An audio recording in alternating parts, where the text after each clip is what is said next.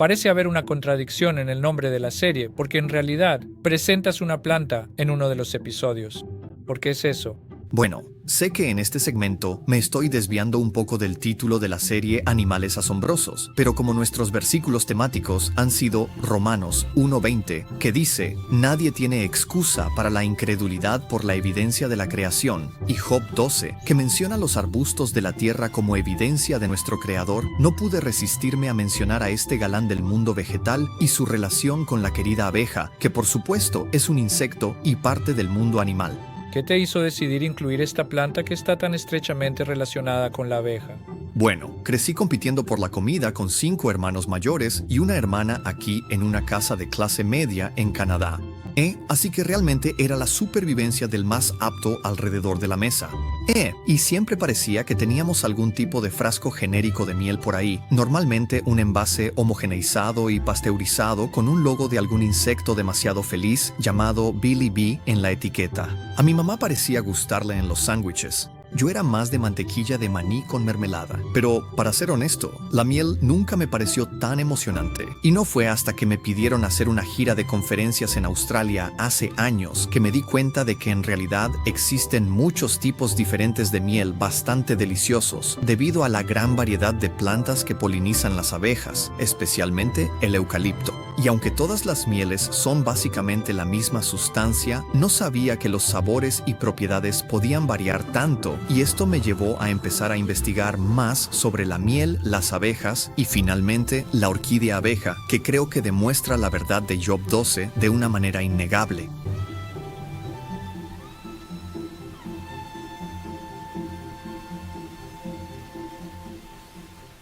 Desde la miel de azahar con sabor cítrico, la miel de eucalipto azul más terrosa y herbal, la intensa y floral Leatherwood de Tasmania, hasta la codiciada manuka, conocida por sus propiedades curativas, Australia sin duda ofrece un festín de bondades doradas disponibles en tiendas de miel por todas partes.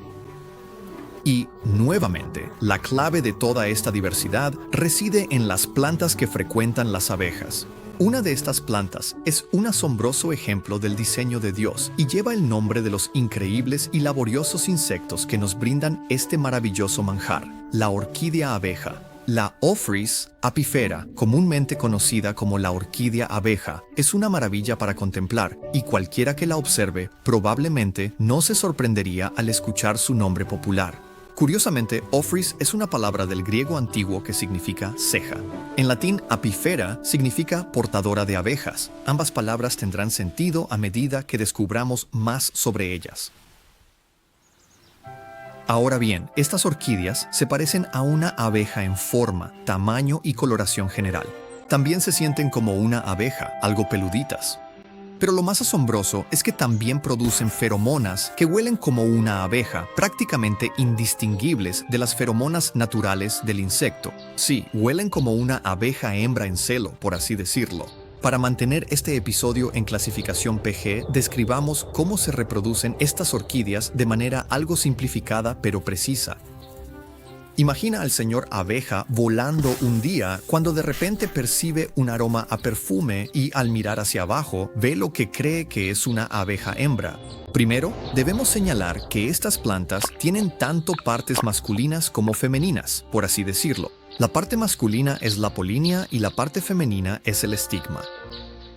La parte de la orquídea abeja en la que el señor abeja aterriza, que parece una abeja hembra, se llama labelo, que es una plataforma de aterrizaje especialmente diseñada.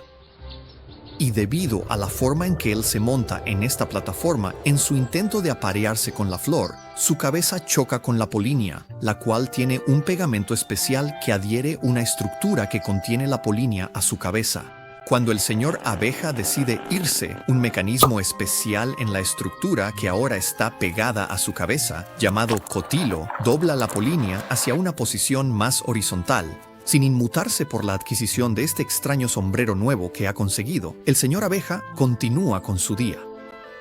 Por supuesto, como un macho típico con una sola cosa en mente, luego mira hacia abajo y ve lo que cree que es otra abeja hembra. Esta vez, cuando el señor abeja aterriza, la polinia, la parte masculina pegada a su cabeza, ahora está alineada para entrar en contacto con el estigma, la parte femenina, y voilà, obtenemos más orquídeas abeja. Científicamente, este mecanismo se llama pseudocopulación, el nombre que se le da a una situación en la que los individuos interactúan de una manera que se asemeja al apareamiento, pero no ocurre una cópula real.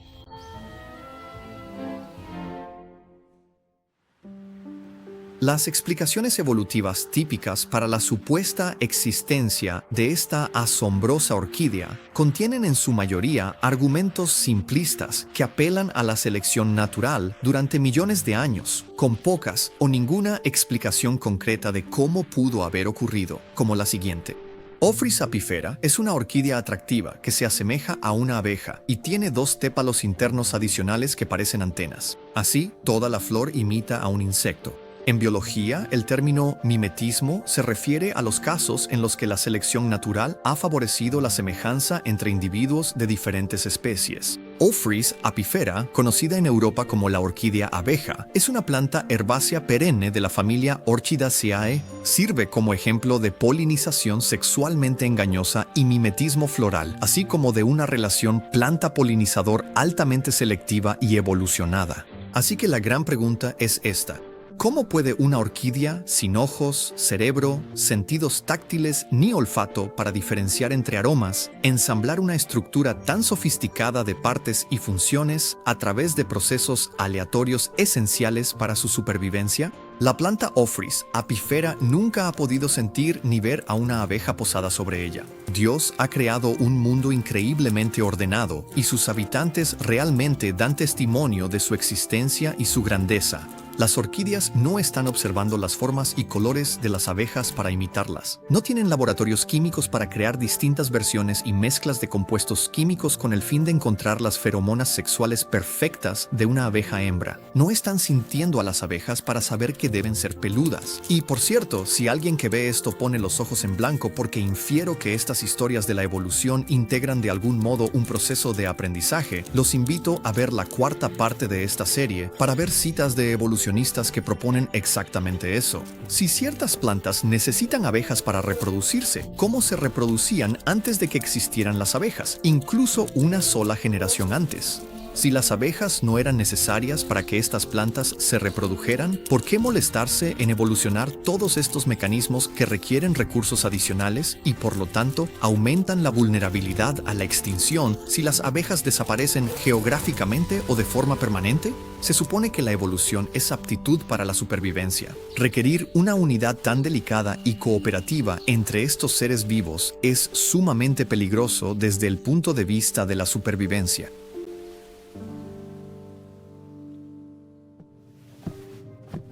Entonces, ¿cuál es la respuesta del mundo evolutivo? Bueno, según un artículo de la prestigiosa Royal Society, a pesar del considerable progreso realizado en nuestra comprensión de los rasgos florales involucrados en la polinización por engaño sexual, se sabe poco sobre el origen evolutivo de este notable sistema de mimetismo, el papel de las preadaptaciones en la promoción de su evolución y su alcance como mecanismo de polinización en las plantas con flores. En otras palabras, podemos usar la ciencia observacional en el presente para medir, analizar y examinar la funcionalidad de la planta y su relación con las abejas en la actualidad, pero no tenemos un verdadero entendimiento de cómo todo esto se unió por casualidad y coincidencia. Es el equivalente a decirle a alguien que has desarmado un auto y has descubierto cómo todas las piezas funcionan en conjunto para hacerlo operar, pero no sabes quién lo diseñó o fabricó.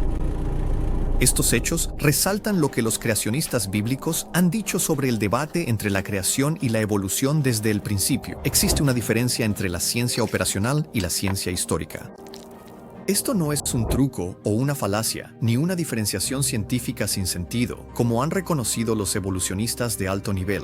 Uno de los biólogos evolutivos más importantes del siglo XX, Ernst Mayr, afirmó: la biología evolutiva, a diferencia de la física y la química, es una ciencia histórica. El evolucionista intenta explicar eventos y procesos que ya han ocurrido. Las leyes y los experimentos son técnicas inapropiadas para la explicación de tales eventos y procesos. En su lugar, se construye una narrativa histórica que consiste en una reconstrucción tentativa del escenario particular que llevó a los eventos que se intenta explicar. Un artículo de la revista Nature de corte evolutivo reiteró esa afirmación.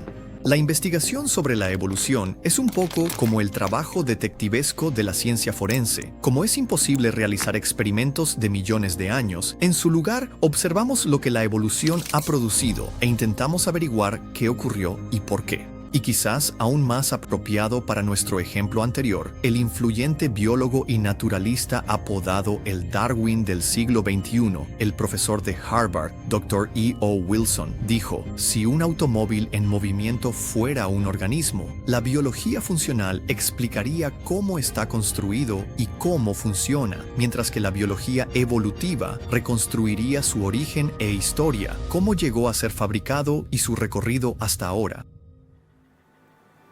El mundo increíblemente ordenado de Dios y los habitantes que lo conforman realmente dan testimonio de su existencia y su grandeza. No te dejes engañar por enseñanzas naturalistas que afirman que la ciencia ha refutado a Dios. Tal sabiduría es en realidad necedad. Porque el necio dice que no hay Dios. Salmo 14, versículo 1. Las ingeniosas apelaciones de los escépticos de la Biblia a explicaciones naturalistas no comprobadas siguen demostrando ser historias endebles y no probadas en lugar de ciencia, mientras que la palabra de Dios permanece firme. La mayoría de las personas siquiera conoce y entiende la diferencia entre la ciencia operativa y la ciencia histórica en lo que respecta al debate creación-evolución. Porque la sabiduría de este mundo es necedad para con Dios, pues escrito está: Él prende a los sabios en la astucia de ellos. 1 Corintios 3, versículo 19.